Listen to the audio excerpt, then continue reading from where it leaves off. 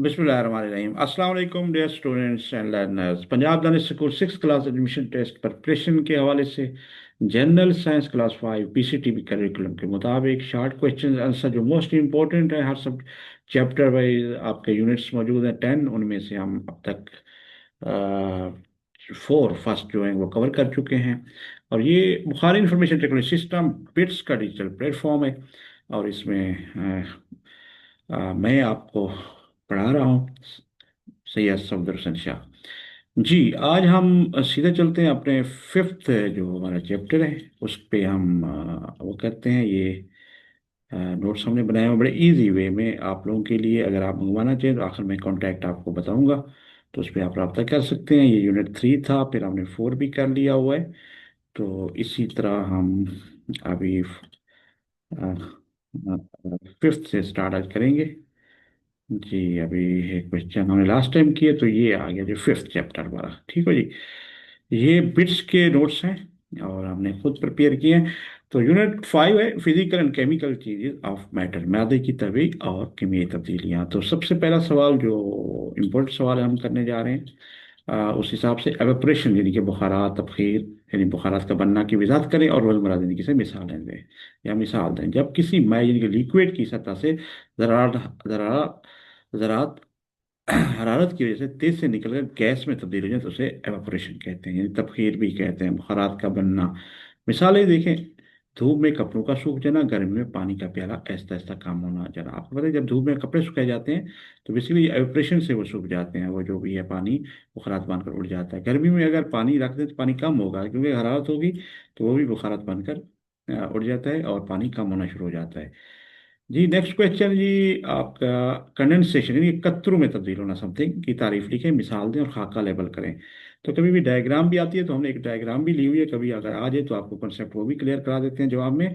जब हवा में मौजूद भाप यानी कि वाटर वेपर ठंडा होकर दोबारा पानी के कतरों में तब्दील हो जाए तो उसे कंडेंसेशन कहते हैं। मिसाल, आपने देखा होगा ठंडे गिलास के बाहर पानी के कतरे बन जाना। अगर बर्फ आप गर्मी में देखें या वैसे ही ठंडा रख दें तो बाहर भी कतरे आ जाते हैं, तो वो कूलिंग हो जाती है। सुबह सवेरे घास पर शबनम जो जान जाता है, ये एक चीज़ है। ड्यू का जम जाना ये भी कंडेंसेशन है। बादलों का बन जाना वो भी एक कंडेंसेशन है, जिसके बाद में वो फिर बारिश भी बरसती है। खाका का लेवल जो है जी, इसको समझने के लिए सबसे पहले ये देखें क्या सिस्टम है। ये देखें, ये पानी जो है दौरे आप जो चल रहा होता है, बेसिकली ये पानी के ज़खायर हैं। ये ज़मीन पानी है, ये समंदर का पानी है, पानी के चश्मे हैं, नदी का बहाव है, बर्फ़ के पानी का बहाव है। फिर ये बुखारात में बनते रहते हैं और ये तकसीफ का अमल, ये कूलिंग हो जाती है ठंड, फिर बादल ये बनते हैं ना। और बादल फिर फिजा में जब पानी का वो प्रेशर, पानी का जखीरा हो जाता है, फिर ये बारिश की सूरत में बरसते हैं। तो इस तरह ये सिस्टम चलता है। तो सबसे पहले अगर कहीं इनमें से लेबलिंग करनी पड़े, कोई डायग्राम भी आ जाए, वो स्टेप्स थे 3। जो सबसे पहले वाटर वेपर होते हैं, आबी बुखारात, फिर कूलिंग होती है जो बादल बनते हैं ठंडक, और वाटर ड्रॉपलेट्स होते हैं पानी के कतरे या बारिश वगैरह जो बरसती है। ये डायग्राम आपके लिए काफ़ी हेल्पफुल होगी, ताकि अगर कहीं इस किस्म का क्वेश्चन आ जाए तो। रस्टिंग यानी कि जंग लगना क्या है, ये किस किस्म की तब्दीली है। लोहे पर नमी और ऑक्सीजन की मौजूदगी में भूरे रंग की तह का बन जाना रस्टिंग कहलाता है। ये कीमियाई तब्दीली केमिकल चेंज है क्योंकि इसमें निया मादा बनता है। ठीक हो गया। याद रखिए कीमियाई तब्दीली में वो होती है जिसमें निया मादा बनता है, लेकिन फिजिकल जो होती है तब्दीली उसमें निया मादा नहीं बनता। ठीक है जी। तो रस्टिंग एक केमिकल तब्दीली है। मैटर क्या है जी, मादा की तारीफ करें, लिखें। मैटर की तारीफ लिखकर मिसाल दें। जो चीज़ जगह के तो और जिसका वजन उसे मैटर यानी मादा कहते हैं। मिसाल है किताब, पानी, हवा, पत्थर। फिफ्थ क्वेश्चन है जी, मादा की इकसाम स्टेट ऑफ मैटर्स बयान करें। जवाब, मादा 3 हल्ज़ में पाया जाता है, ठोस, सॉलिड, मैं लिक्विड जिसे कहते हैं इंग्लिश में, और गैस का गैस कहते हैं। सिक्स क्वेश्चन है, जिस्मानी तब्दीली फिजिकल चेंज से क्या मुराद है। जवाब बड़ा इजी, वो तब्दीली जिसमें मादा की कीमियाई तरकीब ना बदले, सिर्फ शक्ल, हालत या साइज बदल जाए। याद रखें, केमिकल तब्दीली में वो मादा भी बदल जाता है, फिजिकल चेंज कहलाती है या कीमिया जिस्मानी तब्दीली। मिसाल, बर्फ का पिघलकर पानी बन जाना, लकड़ी का टुकड़ों में कट जाना। ठीक है जी। ये चीज़ें जो है ना, इनकी साइज या वो बदल जाती है, लेकिन वो रहती वही चीज़ है। मिल्टिंग, पिघलने की तारीफ और मिसाल। जवाब, किसी ठोस यानी कि सॉलिड का हरारत मिलने पर मैं यानी कि लिक्विड में तब्दील होना मिल्टिंग या पिघलना कहलाता है। मिसाल के तौर पर बर्फ का पिघलकर पानी बन जाना, मोम यानी वैक्स कहते हैं जिसे इंग्लिश में, का पिघलना। फ्रीजिंग, जमना की तारीफ और मिसाल। तो जवाब क्या है, किसी मय का ठंडा होकर ठोस की हालत में तब्दील होना फ्रीजिंग कहलाता है। ठीक हो गया जी। मिसाल, पानी का बार बन जाना। नाइन सोल्यूशन जिसे मालूल कहते हैं, मालूल की तारीफ और मिसाल क्या है जी, दो या दो से ज्यादा मादों का यकजान होकर एक निया यकसा अमेजा बनाना सोल्यूशन कहलाता है या मालूल कहलाता है। मिसाल है, पानी में नमक का हल होना साल्ट सोल्यूशन कहते हैं, शक्कर पानी में घुलना यानी कि शुगर सोल्यूशन उसे कहते हैं। होपफुली आपको ठीक है जी। इसके बाद सॉल्वेंट क्या है जी, सॉल्वेंट होता है, इसे क्या मिसाल है जवाब, वो मादा जो किसी दूसरे मादे को घोलता है उसे सॉल्वेंट कहते हैं। पानी सबसे आम सॉल्वेंट, पानी में चीनी डालते हैं तो ये पानी क्या होगा, वो सॉल्वेंट है। पानी में नमक डालें तो पानी सॉल्वेंट है। ठीक हो गया जी। अच्छा, सल्यूट उसका उलट, यानी कि जो चीज़ हम डाल रहे हैं पानी के साथ, या जैसे नमक था या शुगर था, वो सल्यूट होगा। सल्यूट की तारीफ मिसाल, वो मादा जो किसी सॉल्वेंट में घुलता है सल्यूट कहलाता है। नमक पानी में सल्यूट है, शक्कर पानी में सल्यूट है। सल्यूट, दर्जा बढ़ने से सल्यूट की हाल पजीरी की सोलिबिलिटी पर क्या असर पड़ता है जी। जब आप देखिए गर्म करते हैं चीज़ें तो आपको पता है वो जल्दी से, आपको पता है, हल पजीर हो जाती हैं। तो दर्जा बढ़ने से ज़्यादातर ठोस मादों की सोलिबिलिटी बढ़ जाती है, यानी मादा जल्दी और ज़्यादा मिकदार में हल होता है। इसका जवाब है सोल्यूशन मलूल से क्या मतलब, ये तो हम पहले भी कर चुके हैं, दो या दो से ज़्यादा के यकजान होने से बनने वाला यकसा मतलब सोल्यूशन।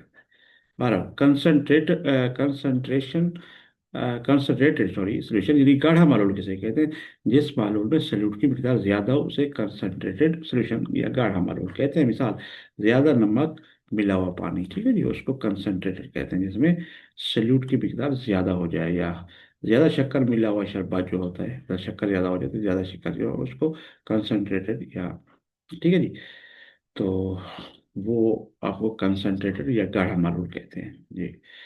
तो बुखारात बनने को किन अमल से तेजी से मिलती है जी।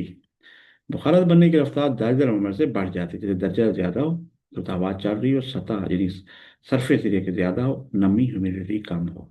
तो नमी कम, इन्हीं वजह से बुखारात का अवामिल तेज हो जाता है, बुखारात तेजी से बनते हैं। नेक्स्ट है जी आपका, बुखारात बनने का रोजमर्रा जिंदगी में क्या फायदा है।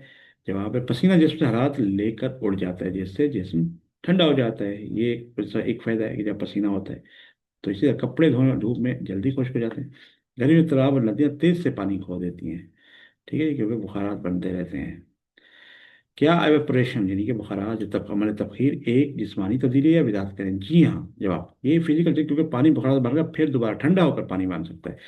कोई निया मादा तश्कील नहीं पाता, फिजिकल चेंज में निया मादा नहीं होता, केमिकल में होता है, जिस तरह रस्टिंग थी। क्या कंडेंसेशन एक जिस्मानी तब्दीली है यानी कि फिजिकल चेंज है। तो जी हाँ, ये भी फिजिकल चेंज है, क्योंकि भाप दोबारा पानी बन जाता है और मादे की तरकीब नहीं बदलती, दैट्स। रस्टिंग से बचाव के दो तरीके कौन कौन से हो सकते हैं, कम से कम एक, लोहे को पेंट कर दें, उससे रस्टिंग या जंग नहीं लगेगा। ग्रीज रे आयल लगा देना, और ग्लेवनाइजेशन यानी जंग की तह लगाना, जिंक की, तो ये भी आपकी रस्टिंग को रोक सकता है। एक्सपेंशन फैलाव क्या है, मिसाल है, हरारत मिलने पर मादे का फैल जाना एक्सपेंशन कहलाता है। मिसाल है, लोहे की रेल लाइनों के दरमियान खला छोड़ा जाता है, गर्म होने पर पानी फैल जाता है। गर्म में आपको पता है पानी फैलता है, और जो लोहे की पटली और के दरमियान खला होता है ताकि वो पटली जो फैले उसमें वो फैलने के लिए जगह रखी जाती है। तो इस तरह ये हालात मिलती है तो वो इशू नहीं होता और रेल अपने ट्रैक पे रहती है। कॉन्ट्रैक्शन सुखड़ाव क्या है, मिसाल दें, दर्जा कम होने पर मादे का सुकड़ जाना कॉन्ट्रैक्शन कहलाता है या सुकड़ जाना कहलाता है। ठंड में बिजली के तार सिकुड़ कर तन जाते हैं, ठीक हो गया, इसकी मिसाल है। फ्यूजन और मेल्टिंग में क्या फर्क है, दोनों का मतलब है कि ठोस का मय में तब्दील होना, लेकिन फ्यूजन एक साइंसी सलाह है, जबकि मेल्टिंग रोजमर्रा इस्तेमाल में ज्यादा आम है। बॉइलिंग उबाल कर एवेपोरेशन बुखारात में क्या फ़र्क है, ये बॉइलिंग यानी उबलता उबाल और एवेपोरेशन बुखार या तब, इसमें क्या फ़र्क है जी। सबसे पहले तो ये तीन चीज़ें देखी जाती है, मकाम पूरे मय में होती है, बॉइलिंग तमाम मय कवर कर रहा होता है। ये सतह पर आपको पता है, ऊपर से जो है सतह उस पर बुखारात होते हैं। दर्जा हरारत किसी भी दर्जा हरारत पर हो सकती है बुखारात, तबखीर हमारे तबखीर किसी भी दर्जा पर हो सकती है, लेकिन ये मखसूस बॉइलिंग पॉइंट होता है, मतलब पानी आपको पता है जो उबलता है 100 डिग्री पे तो पर होती है। रफ्तार ऐसा होती है, इसकी तेज होती है। तो बॉयल करना यानी उबालना और बुखारात में ये डिफरेंस है। सोलबिलिटी, हलपति से क्या मुराद है, किसी सॉल्वेंट में सल्यूट के हल होने की सलाहियत को सोलबिलिटी कहते हैं, यानी हलपति कहते हैं। सैचुरेटेड स्लोराइड शेषशुदा बालूड क्या होता है? जिस बालूड में मजीद सॉल्यूट हल ना हो सके वो सैचुरेटेड सोल्यूशन कहलाता है। एक गिलास पानी में इतनी शक्कर डाल देना कि मजीद शक्कर घोल ना सके। ठीक हो गया जी, इसमें सल्यूट हल ही ना, मजीद सल्यूट हल हो ही ना सके तो क्या होता है, उसको कहते हैं ये सैचुरेटेड है या शेषशुदा बालूड है। जिस्मानी तब्दीली के अंदर फर्क मेन क्या है जी, इसके फर्क बता देते हैं, देख लें। जिस्मानी तब्दीली और chemical, physical change, chemical change. ये नियम आधा बनता है, इससे सिर्फ शक्ल या हालत बदलती है। नंबर एक फर्क है, वापस पहले जैसा नहीं बनता केमिकल तब्दीली में, चेंज में। दूसरे में जो फिजिकल चेंज है वापस पहले जैसा बन सकता है। मिसाल लोहे में दाग लगना, बास बर्फ पिघलना। केमिकल तब्दीली यानी केमिकल चेंज की निशानियाँ क्या हैं, लिखें। जब आप नियम आधा बन जाता है, रंग बदल सकता है, हरारत पैदा या ख़त्म हो जाती है, गैस बनती है। ये चार चीज़ें इंपॉर्टेंट हैं जो निशानियां हैं। नियर मादा बन जाता है एक तो, रंग बदल सकता है, हरारत पैदा या ख़त्म हो जाती है, गैस बनती है। क्या पानी का उबलकर भाप बन जाना केमिकल तब्दीली विजात करें? नहीं, ये जिस्मानी से, क्योंकि भाप ठंडी होने पर दोबारा पानी बन जाता है। ठीक है, उबलकर भाप बनता है तो वो केमिकल तब्दीली नहीं है, क्योंकि दोबारा वो ठंडा होकर पानी भी बन सकता है। क्या मोमबत्ती जलना केमिकल तब्दीली है? जी हाँ, मोमबत्ती जलकर धुआं, राख और गैसें बनाता है, ये केमिकल चेंज है जी। इस तरह का सवाल आ जाए तो आप आराम से जवाब दे सकते हैं। रोजमर्रा जिंदगी में फिजिकल चेंज की मिसालें दें। आइसक्रीम का पिघलना नंबर एक फिजिकल चेंज है या तबीयी तब्दीली है। कागज का फट जाना, मोम का पिघलकर दोबारा जम जाना। रोजमर्रा जिंदगी में केमिकल चेंज की मिसाल है। केमिकल चेंज की रोजमर्रा जिंदगी में कौन कौन सी है? खाना पकना, ये केमिकल तब्दीली है। नया मादा खाना पकता है। दूध का फट जाना, लोहे में जंग लगना। हवादार मौसम में कपड़े तेज से खुश्क क्यों होते हैं? हवा हवा बुखार तो फौरन दूर ले जाती है, इसलिए एवापोरेशन ज्यादा होती है और कपड़े जल्द खुश हो जाते हैं। ठीक है जी, वो जल्दी से आपको प्रोसेस ऑफ एवापोरेशन करा देती है। तो रेस्टोरेंट लर्नर ये था हमारा फर्स्ट फिफ्थ चैप्टर आज। तो इसका सेकंड देख लेते हैं, यूनिट सिक्स आज का। जो सेकंड इसका आज का तो सेकंड यूनिट होता है, लेकिन यूनिट सिक्स है। लाइट और साउंड, यानी कि लाइट एंड साउंड, रोशनी और आवाज। शफाफ जैसे शफाफ है सब, जैसे ट्रांसपेरेंट ऑब्जेक्ट्स क्या होते हैं? मिसालें दें। जवाब, वो हिस्सा जिससे रोशनी आसानी से गुजर जाती है शफाफ हिस्सा हम कहलाते हैं। मिसाल है शीशा, गिलास, साफ पानी, और प्लास्टिक की शफाफ शीट। दो, सूरज की रोशनी में साया सबसे छोटा सबसे कब बनता है? जवाब, साया सबसे छोटा उस वक्त होता है जब सूरज सीधा सर के ऊपर, यानी दोपहर के वक्त। साया सबसे लंबा सुबह सवेरे या दो शाम तक बनता है, जब सूरज उफक पर नीचे होता है। ठीक हो गया। चांद गैर रोशन, यानी कि नॉन ल्यूमिनस होने के बाद हमें रोशन क्यों नजर आता है? बड़ा इंपॉर्टेंट सवाल है। हालांकि चांद गैर रोशन है लेकिन फिर भी रोशन नजर आता है, क्यों? जवाब, क्योंकि चांद सूरज की रोशनी को अपनी सतह से रिफ्लेक्टेड मुनक्किस करके हमारी आंखों तक पहुंचता है। सूरज की रोशनी मुनक्किस करता है वो, इसलिए हमें दिखाता है। बजाते खुद वो रोशन नहीं है, इसलिए वो रोशन दिखाई देता है। क्या आप अपने साय के साथ दौड़ते हुए जी सकते हैं? वजह लिखें। इस तरह का सवाल आ सकता है। जवाब, नहीं, हम अपने साय से आगे नहीं निकल सकते, क्योंकि साया हमेशा रोशनी के मुखालिफ रुख में बनता है और रोशनी की रफ्तार बहुत ज़्यादा होती है। रोशनी की रफ्तार बहुत ज़्यादा होती है, ये हमेशा उसके मुखालिफ में ही बनता है, इसलिए। तो ये एक जवाब हो सकता है, ये आराम से आप दे सकते हैं। जब ट्रेन आपसे दूर जाए तो आपकी आवाज़ का जोर, इंटेंसिटी बढ़ेगा या कम होगा? जवाब, जब ट्रेन दूर जाती है तो आवाज़ कम होती जाती है, क्योंकि आवाज़ के ज़रा दूर होते जाते हैं, जिससे इंटेंसिटी, शिद्दत से कहते हैं, कम हो जाती है, जोर। चलिए, आपको ये क्लियर हो गया होगा। रोशनी क्या है? लाइट का अगर कोई कहे डेफिनेशन बताएं। रोशनी एक ऐसी तमन्नी जो सीधी लकीर में सफ़र करती है, जिसकी वजह हम चीज़ों को देख सकते हैं। यानी कि ये सीधी लाइन पे चक्कर अपना लकीर में सफ़र कर सकती है। रोशनी के कुदरती ज़राए, यानी कि नेचुरल सोर्सेज ऑफ लाइट का नाम लिखें।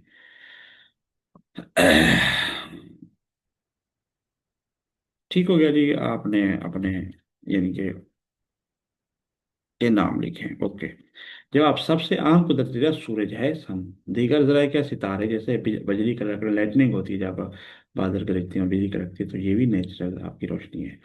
रोशनी की रफ्तार, स्पीड ऑफ लाइट क्या है जी? स्पीड ऑफ लाइट, रोशनी की रफ्तार 300 लाख, यानी कि 300,000 किलोमीटर फी सेकेंड। तकरीबन 3 × 10 की पावर 8 अपना, ठीक हो गया जी, मीटर पर सेकंड ये ट्रेवल करती है इस तरह। क्योंकि किलोमीटर फी सेकंड में देखें ये, और मीटर में ये है। तो ये रोशनी की रफ्तार, स्पीड ऑफ लाइट है। रोशन अजसाम ल्यूमिनस ऑब्जेक्ट क्या है? जब वो अजसाम जो खुद रोशनी पैदा करते हैं ल्यूमिनस ऑब्जेक्ट कहलाते हैं। जैसे यानी कि रोशन अजसाम का मिसाल है, सूरज है, बल्ब है, और शमा है। ये खुद सूरज की रोशनी, चांद की रोशनी जमीन तक पहुंचने में कितना वक्त लगता है? सूरज की रोशनी तकरीबन 8 मिनट 20 सेकंड में पहुंचती है। चांद की रोशनी तकरीबन 1 या 2.5 सेकंड में। गैर शफाफ यानी कि ओपैक ऑब्जेक्ट्स गैर शफाफ क्या है, वो इस्लाम जिनमें से रोशनी बिल्कुल भी नहीं गुजरती, ओपैक ऑब्जेक्ट्स कहलाते हैं। मिसाल लकड़ी, पत्थर, दीवार, धात। साया कैसे बनता है जी, ये बड़ा सवाल इंपॉर्टेंट होता है। जवाब, जब कोई गैर शफाफ जिस्म ओपैक यानी कि ऑब्जेक्ट रोशनी को रोक लेता है तो उसके पीछे एक तारीक जगह बनती है जिसे साया या शेडो कहते हैं। रिफ्लेक्शन इनकास किया रोशनी का किसी हमवार सतह से टकराकर वापस लौट जाना, ठीक हो गया, रिफ्लेक्शन कहलाता है या इनकास कहलाता है। आवाज कैसे पैदा होती है, आवाज उस वक्त पैदा होती है जब कोई चीज थरथराने वाइब्रेशन करती है। थरथराने वाली चीज हवा के ज़रात को हरकत देती है जिससे आवाज पैदा होती है। किस मादे यानी कि या सब्सटेंस में आवाज सबसे ज्यादा रफ्तार से सफर करती है, बड़ा इंपॉर्टेंट है, एमसीक्यू भी आ सकते हैं इस तरह के। आवाज ठोस है, जब याद रखें में सॉलिड में सबसे ज्यादा रफ्तार सफर करती है क्योंकि उनके ज़रात आपस में बहुत करीब होते हैं। मसलन लोहा और धात, जिनके भी ज़रात करीब होंगे, लोहा धात में होते हैं, तो वो थतरा आवाज ज्यादा ट्रेवल करेगी। रोशनी सीधी लाइन स्ट्रेट लाइन में क्यों सफर करती है, ठीक है जी, ये सवाल भी हो सकता है इंपॉर्टेंट। रोशनी के दौरान बहुत तेज रफ्तार है इसलिए उन्हें रास्ता बदलने का मौका नहीं मिलता और सीधी लकीर में सफर करते हैं। इस खसूसियत को रेक्टिलिनियर प्रोपगेशन ऑफ लाइट कहते हैं, ये कि सीधी रफ्तार लाइन में चलने वाली प्रॉपर्टी है, प्रोपगेशन ऑफ लाइट कहते हैं। साया हमेशा स्याह क्यों होता है, जवाब साया उस वक्त बनता है जब कोई जिस्म रोशनी को अपने पीछे जाने नहीं देता, इसलिए जगह रोशनी ना पहुंचने की वजह से इलाका स्याह नजर आता है। मुकम्मल साया यानी कि अम्बरा एंड जज़वी साया यानी कि पेनम्बरा में फर्क लिखें, मुकम्मल और जज़वी साया में। अम्बरा होता है वो जगह जहाँ रोशनी बिल्कुल नहीं पहुंचती, साया गहरा होता है, इसको कहते हैं मुकम्मल या अम्बरा, मुकम्मल साया। और जुजवी साया क्या होता है जी, पीन अम्बरा, वो जगह जहाँ कुछ रोशनी पहुंचती है, साया हल्का होता है। प्रिज्म क्या है और ये क्या करता है, प्रिज्म एक शफाफ शीशा होता है जो सफेद रोशनी को 7 रंगों में तकसीम कर देता है। ऐसा हमारे को डिस्पर्शन ऑफ लाइट के लिए लाइट का या रोशनी का बिखरना कहते हैं। प्रिज्म यानी कि एक शफाफ शीशा है, 7 रंगों में तकसीम करता है। रेनबो या कौसे कज़ा कैसे बनती है जी, जवाब बारिश कतरों में सूर्य की रोशनी दाखिल होकर रिफ्रैक्ट यानी कि टूटती है और रिफ्लेक्ट करती है, मुनक़िस होती है, दोबारा टूटती है। तो इस तरह जैसे रोशनी 7 रंग में तकसीम होती है और रेनबो कौसो कज़ा बनती है। ये इंपॉर्टेंट स्टेप्स हैं, रिफ्रैक्ट करना यानी कि टूटना, फिर बोलो किस करना, रिफ्लेक्ट कर, फिर दोबारा टूटती है यानी कि रिफ्रैक्ट करती है। जैसे सफेद रोशनी 7 रंग में और रेनबो बनती है। तो ये इंपॉर्टेंट आपका आंसर टेस्ट हो गया।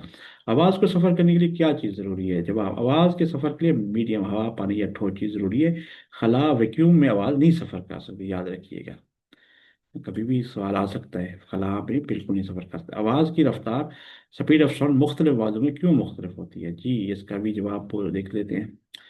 अच्छा, क्योंकि मुख्तलिफ मालूम ज़रात की तरतीब मुख्तलिफ, ठोस में ज़रात करीब होती है, रफ्तार ज़्यादा होती है, माय में फिर होती है, माय में दरमियानी होती है, रफ्तार दरमियानी होती है, और गैस में ज़रात दूर होती है तो रफ्तार कम होती है। इस तरह के क्वेश्चन जब आए, हो सकता है ठोस में आए वो बताएं, इस तरह के एमसीक्यू आ सकते हैं या सवाल आ सकते हैं, तो आपको आराम से इसको एड्रेस करना, हल करना मसला नहीं होगा, जवाब देना। इको ये गूंज क्या है, आवाज़ आवाज़ की आवाज़ का किसी सख्त दीवार, पहाड़ या इमारत से टकराना कर वापस आना इको कहलाता है जी। गूंज सुनने के लिए कम से कम कितने मीटर फासला जरूरत है, कम से कम 17 मीटर का फासला जरूरी है ताकि वापस आने की आवाज वाज़ेह तौर पर सुनी जा सके। उपायक नीम शफाफ यानी कि ट्रांसपेरेंट, शफाफ, ट्रांसल्यूसेंट। नीम शफाफ और गैर शफाफ उपायक के जिसमें फर्क बताना है। तो ये अपनी टेबल बनाई हुई है। ट्रांसपेरेंट है, रोशनी मुकम्मल गुजर सकती है उसमें से, और ये मतलब मिसाल है शीशा या साफ पानी। ट्रांसलूसेंट है जी, नीम शफाफ जगह थोड़ी रोशनी गुजर सकती है, गाढ़ा शीशा या एल पेपर रख लें। गैर शफाफ रोशनी नहीं गुजरती, लकड़ी, पत्थर, दीवार।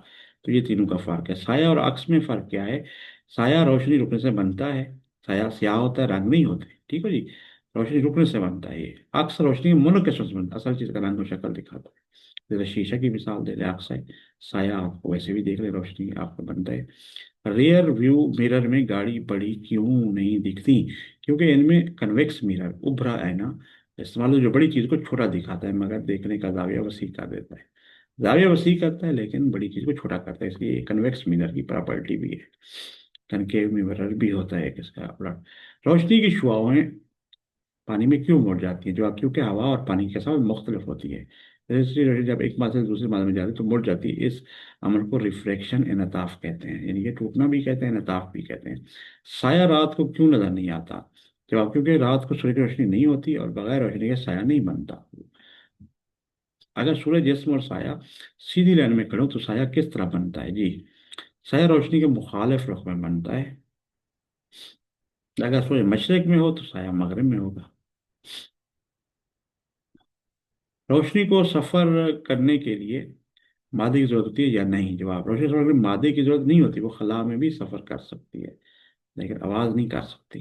चमगादड़ यानी बैट से कहते हैं, किस अमल के जरिए रास्ता तलाश करती है, करता है, यानी ये इको लोकेशन जिसे कहते हैं, आवाज के जरिए, गूंज के जरिए रास्ता ढूंढती है, यानी आवाज निकालकर लोड कराने वाली आवाज से फासले का अंदाजा लगाती है। गर्म चीजों के पास क्यों शोर सा महसूस होता है? जवाब, क्योंकि गर्म हवा ऊपर जाती है और इस गैस से प्रेशर वेरिएशन बनते हैं जो आवाज को कम या ज्यादा करके शोर का एहसास पैदा करते हैं। जी।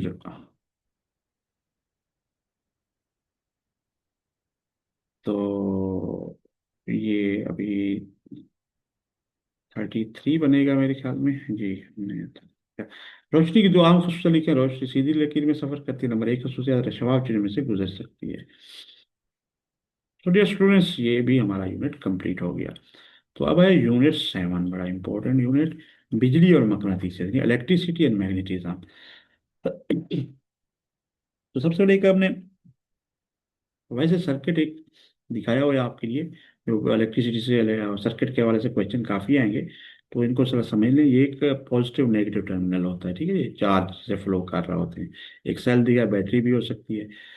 तो उस हिसाब से बताया गया पॉजिटिव और जब नेगेटिव स्विच जो है, जो ऑन ऑफ के लिए यूज़ करते हैं।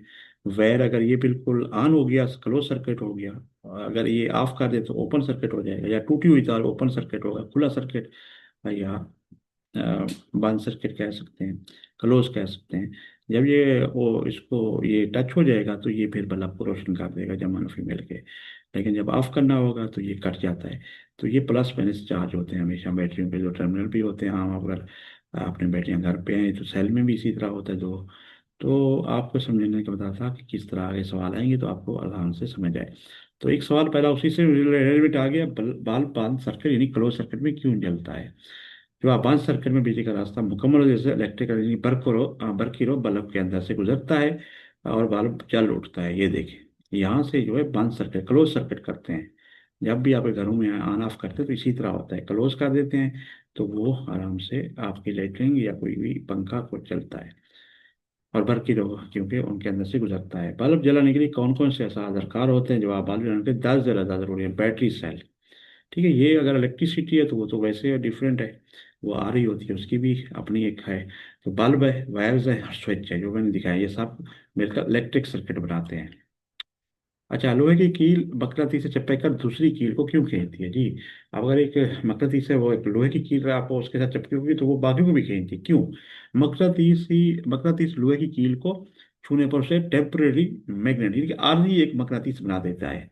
इस तरह वो कील भी अगली कील को अपनी तरफ खींचती है, यानी कि वो जो मकनातीस चिपकता है तो मकनातीस उसे भी वो बना देता है, और इससे आर्ज मैग्नेट पैदा हो जाता है, या मकनातीसी फील्ड को जिसे हम कहते हैं ना, मैग्नेटिक फील्ड पैदा हो जाती है, तो वो दूसरों को भी खींच सकता है।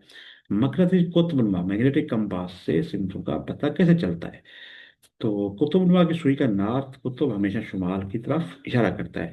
नॉर्थ और साउथ पे सुई करती है तो एन जो है हमेशा शुमाल की तरफ खड़ा होता है, नेचुरल चीज़ है, क्योंकि जो अर्थ है, ज़मीन है हमारी, वो कुदरती तौर पर वो भी शुमाल जनीब उसके पोल्स होते हैं। तो वो ऑटोमेटिकली बता दे। इस तरह में सिमत का बाकियों का अंदाजा लगाना मसला नहीं होता, आपने चार्ट से फिर आराम से, फिर नॉर्थ है तो साउथ हो गया, ईस्ट हो गया, वेस्ट हो गया, आराम से निकाल सकते हैं। और इसका मुखालिफ सिरा जो होता है साउथ की तरफ, इससे दीगर सिमतों का आराम से अंदाजा तयन किया जाता है। चाकशुदा गुबार दीवार से क्यों चिपक जाता है? अगर एक गुब्बारा सॉरी, आपने थोड़ा सा रगड़ा है अपने सर पे बालों के साथ, चार्ज कर लिया, तो क्यों चिपक जाता है? क्यों चिपक जाता है दीवार से? फिर वही, जब गुब्बारे को रगड़ा है तो वो स्टैटिक चार्ज यानी साकेत बरकी चार्ज कर लेता है, दीवार में मुखालिफ चार्ज पैदा होता है, इसलिए उसमें, इसलिए गुब्बारा दीवार से चिपक जाता है, ये अट्रैक्शन हो जाती है ना मुखालिफ चार्ज की वजह से। बिजली रेटलिंग कैसे बनती है? बादल, जवाब, बादलों में तेज हरकत और अगड़ से पॉजिटिव और नेगेटिव चार्ज पैदा होते हैं। जब ये चार्ज बहुत ज्यादा हो जाए तो बादल और जमीन के दौरान स्पार्क, चमक पैदा होती है, जिसे लाइटनिंग या बिजली कहते हैं।